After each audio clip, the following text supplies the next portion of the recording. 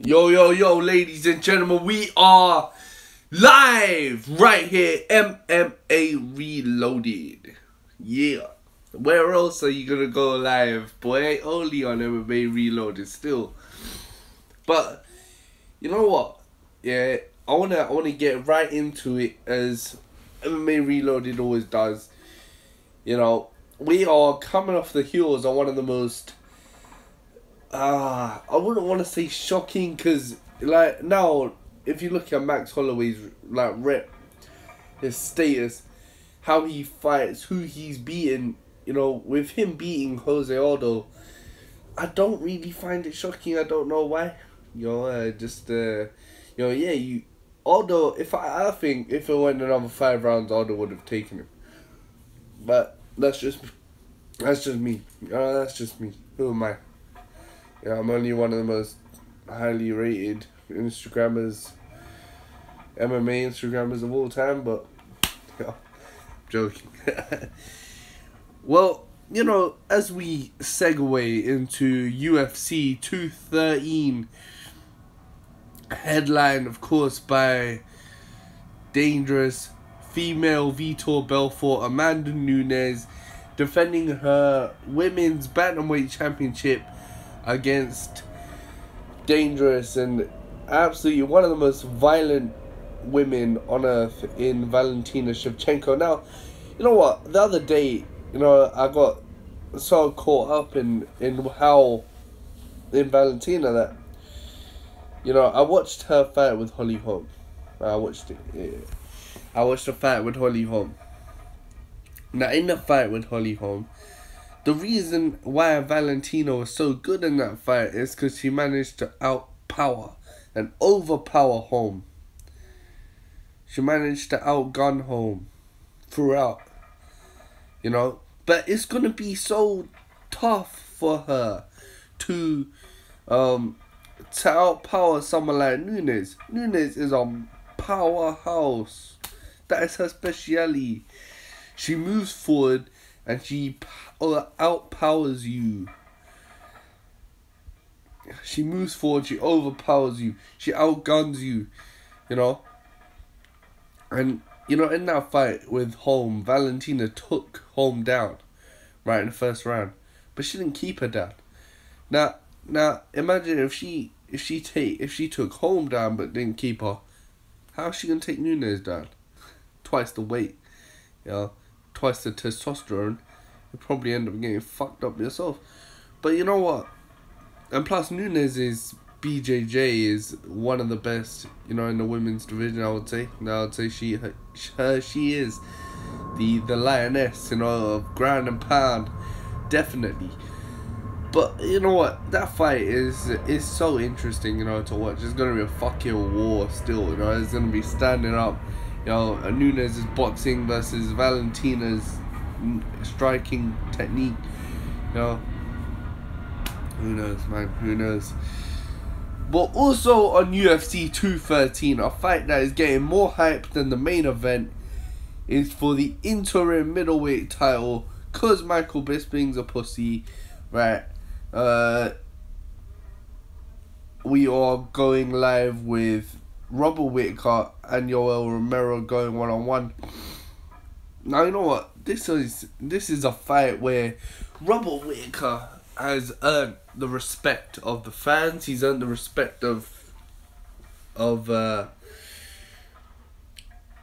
Dana White. He's earned the respect of the UFC, of MMA, you know, as a sport. Because it wasn't that long ago where he was fighting undercard. He was fighting prelims, fight past prelims. But now he's fighting in a main event after 7 fights, you know, after 7 fights climbing that ladder. He finally finds himself, you know, in the fight of his life, literally. Because fighting your Romero is not an easy task, fam. Not an easy task at all, bruv. That Chris Weidman knee, are you dumb? The Chris Weidman knee, yeah, basically showed that Yoel is like a freak. He literally like did some Neo and Morpheus Matrix shit in the air. yeah, to land a knee after while Weidman was shooting in. You look at it, he jumped back and then boom. How many fuckers do you know built like Yoel can do that? With that muscle mass, but weighing 185 pounds, man, yeah, that's the fucking, gives that extra bounce, I guess. Robert Whittaker's got to watch out for shit like this. He's got to watch out for Yoel, man, Yoel's explosiveness. No one's as explosive as Yoel at middleweight. I'll bet my fucking left nut on that, bro. Robert Whittaker is a true just brawler. He loves to just get in there and he will fucking he's like a fucking he's like a battery that never runs out, man. You know what I'm saying? Straight away, full on, guns blazing. But he's got great timing, great technique in his striking. He will put together, if he knows that he can box you the whole fight, he will box you the whole fight. If he knows he'll kick you the whole fight or throw combinations, mix it up, he will do that too. This kid is a street fighter, he's an MMA fighter, he's a cage fighter extraordinaire. You know what I'm saying? It is going to be a war between those guys. But who will leave with the gold? And who will give Bisping that fucking shot? Bro, now that Bisping's champ, running his mouth has become like a second hobby to him, man. Not like it wasn't before. But now he's found that new like confidence. After like 10 years in the UFC, you finally fucking have a title. Well done, mate, you cunt. And now we turn to UFC 214, right? Oh, fuck me, man. This is something where, you know, I'm about to fucking blow a gasket with this one. This event is fucking getting me so hyped up to be a fan that it is unfucking believable. I'm trying to contain my happiness right here, man, but still it's hard. You know, on one side, right, Demian Maia will take on Tyron Woodley. Yeah? Demian Maia taking on Tyron Woodley for the UFC welterweight title. Now Woodley announced this on UFC on Fox, right? But to be honest, I mean, are you actually giving Demian a chance? Because I don't know, man. I don't know, really. I got loads of respect for Maia before anyone comments on my video and say fucking Maia's this and that. He's a fucking legend, right? He's a legend, 37 years old. Overdue for a title shot. I mean, when he fought Anderson Silva, he was in his prime, without doubt. But even at 37, he is at the best run of his career. But can he fucking keep it going? Who knows, man? Who knows? Like, this is the biggest shot now, and he's fighting the baddest and biggest dude, man. Tyron Woodley is no joke, fucker. He's a true fucking warrior. Yeah, he's a gladiator. He's built like Adonis. Yeah, and fights like Rocky, and he will fuck you up. Right? You can't just go in at 37 years old against this guy. You gotta go in a prime mind, prime shape, you know, prime fighting shape. Have all them tools.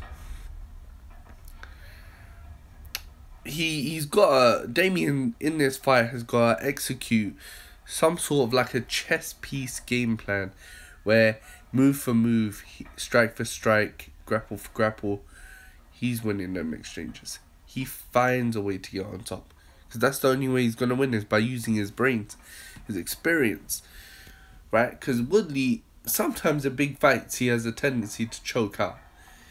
He done that before. I fucking forgot against two, but I remember he did that. I think it was against Hendricks. Yeah. But, you know, that shit, you know, it could work into Maia's advantage if he can throw Woodley off a little bit, you know. And then, yeah, the biggie, The big one. Man, oh my God. The king, well,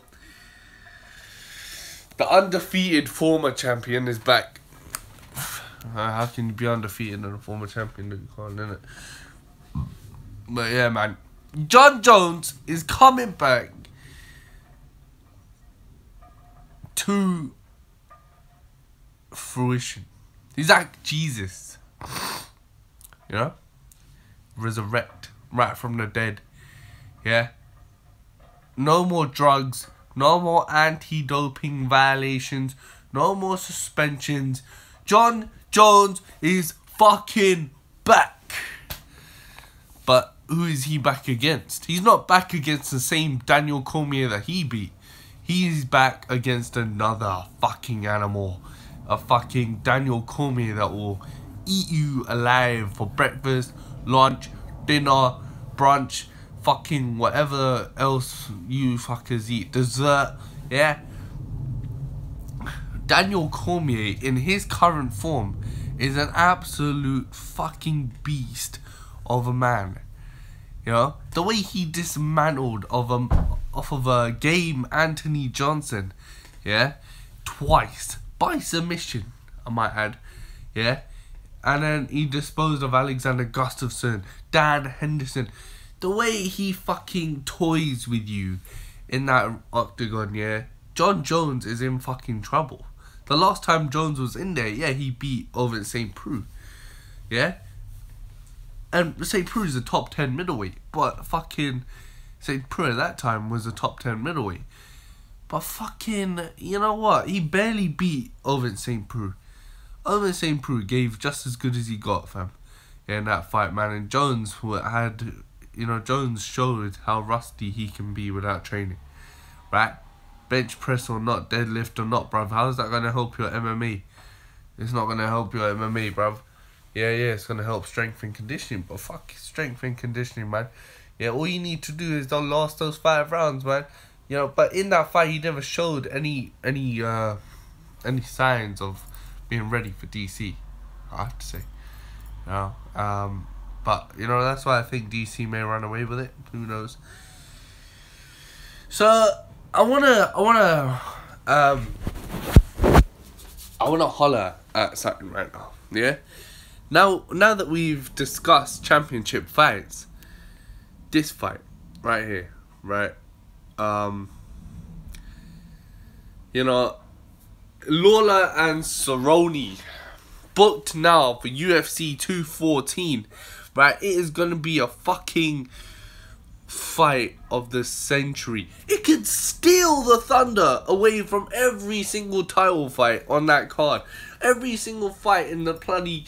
Oh my God, in the next 3 pay-per-views, Lawler Cerrone is all anyone's going to be talking about after they fight. Donald Cerrone is perhaps he's like the Stone Cold Steve Austin of UFC. If you haven't watched WWE growing up, then I don't know what you did with your childhood. Fucking Donald Cerrone, yeah, is perhaps the quintessential blue collar, violent, hard hitting, hard speaking, yeah, fucking, you know, bring it on or I'll fucking come to you type asshole. He will fuck you up, man. You know, and that's no joke. You know, he has been known to take bloody, didn't he take like 3 fights in like 2 months or something? Wallah, something like that, bro. But you know what, man? He's not going up against just anyone. He's going up against ruthless Robbie Lawler, one of the gods in the welterweight division. You know, made his debut in 2002 in UFC at 21 years old. You know, but he is not here to fucking play around now. You know, he knows. You know, he always comes back off a loss stronger than he fucking went in. You know, coming off that fight with Tyron where he got knocked out, Robbie does not take kindly to getting stopped. You know, think about how he came back in his rematch against Hendricks. He fucked Hendricks up. And his rematch against Rory, he went right into Rory's face, bloody face. He's tasting his own blood and he's fucking saying, you know what, Rory, bring your fucking Canadian ass, right, and we'll do this. That's the type of animal Donald Cerrone's going up against. But Cerrone is known for breaking jaws and breaking laws. You know, throwing triangles and doing all that shit. You know what, boy? He will fuck you up, man. One of these guys is going to get knocked out. I have that fucking feeling right in my stomach. One of the most hype fights of all time, in my opinion, man. That's not a title fight. One of the most hype fights. You know, brilliant. And fucking, you know, the UFC at this time cannot get better than this. You know, I'm actually just... Oh my god, man, you're gonna mark the fuck up, man. So, ladies and gentlemen, that's been it, basically, here at MMA Reloaded. Stay tuned, man. Ranked Championships is coming back after months of speculation and months of telling you guys that we got something new for you. I finally have. Stay tuned to it on YouTube either tonight or tomorrow. Thank you. Peace!